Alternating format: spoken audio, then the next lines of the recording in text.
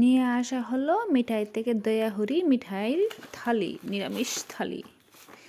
এবার দেখতে হবে এটাতে কি আছে। ও বাবা, এটাতে আছে ভাত আর কিসে জানি তরকারি, দেখাই তো জানি, খুলতে হবে। খুলে নিয়ে আগে প্যাকেটটা।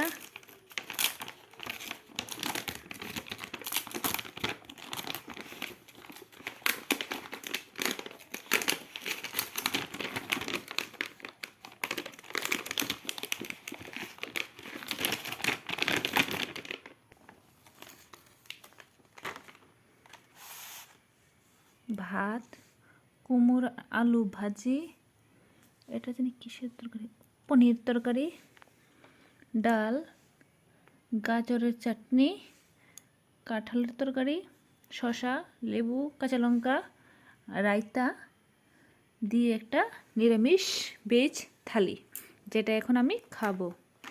তো চলো টাটা।